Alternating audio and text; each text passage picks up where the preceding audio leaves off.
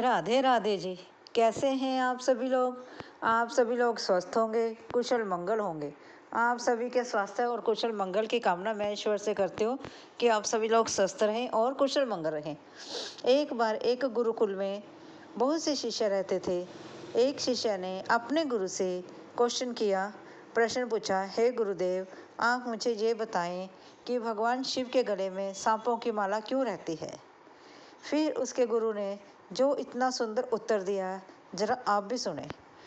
उनके गुरु ने कहा कि भगवान शिव के गले में सांपों की माला इसलिए रहती है कि हमेशा चाहे जितनी मर्जी मुसीबत आए, जितनी मर्जी परेशानी आए, पर अपने आप में शांति बनाए रखें, अपने आप में आप खुश रहें, स्वस्थ रहें और परेशान मत होएं। इसी प्रकार भगवान शिव के गले में जो सांपों की माला होती है, वह हमें यह शिक्षा देती है कि हमें किसी भी परेशानी की परिस्थिति में घबराना नहीं है। और उनके गले में देखो कितने सारे सांपों की माला होती है और उन्होंने अपने गले में विष भी धारण कर रखा है, लेकिन फिर भी भगवान शिव शांति बनाए रखते हैं।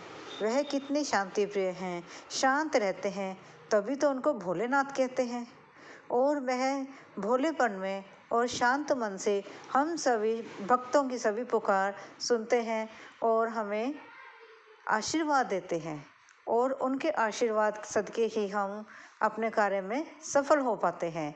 इसलिए हमें किसी भी परिस्थिति में घबराना नहीं होता है, शांति बनाकर रखना होता है और परिस्थिति का शांतिमय ढंग से हमने उसका हल ढूंढना होता है। जो अपनी परेशानियों का हल सक्षम से संयम रखकर ढूंढ लेता है, वही तो शिव बन जाता है। लेकिन जो अपनी परेशानियों से घबरा जाता है और उनसे भागता है, वह शव बन जाता है। इसलिए तो भगवान शिव की सभी उपासना करते हैं और सभी लोग भगवान शिव की तरह ही होना चाहते हैं कि चाहे जितनी मर्जी परेशानी आए, हमें संयम नहीं खोना है और हमें उन सभी परेशानियों का डटकर मुकाबला करना है और अपने मन को शांत रखना है।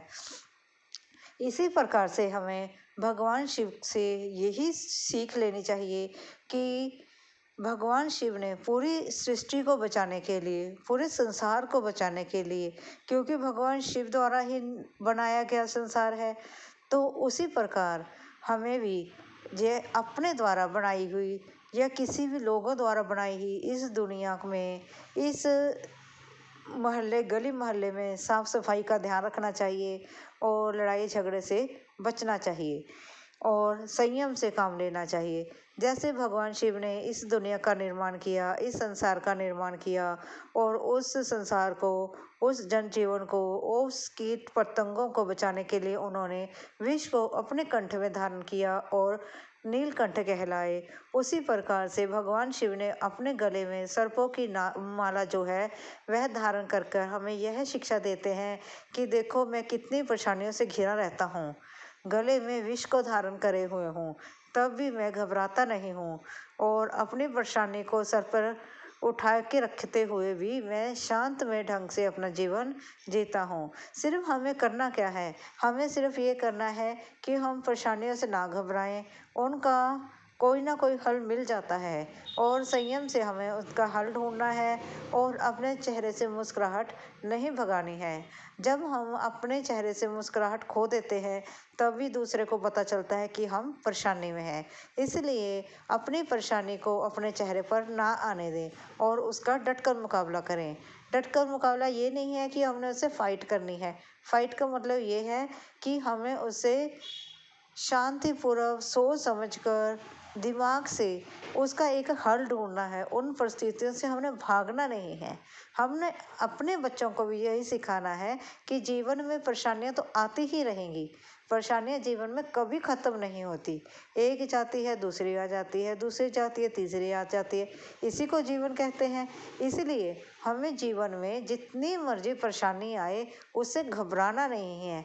चेहरे पर हंसी बनाकर रखते हुए हमें उस परेशानी का हल ढूंढना है और उसका मुकाबला करना है।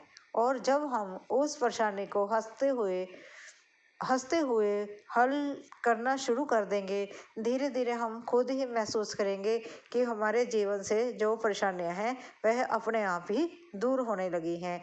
फिर हमें पता चलेगा कि हम भगवान शिव के रास्ते पर चलने लगे हैं। जैसे कि भगवान शिव हैं जो हमारी सारी परेशानियों को दूर करते हैं, इसीलिए तो वे भोलेनाथ कहलाते हैं। तो इसके साथ साथ आप मेरे साथ प्रेम से बोलो, हर हर महादेव, हर हर महादेव, राधे राधे, राधे कृष्णा। अगर वीडियो अच्छी लगी हो प्लीज़ लाइक और सब्सक्राइब जरूर करें। धन्यवाद जी।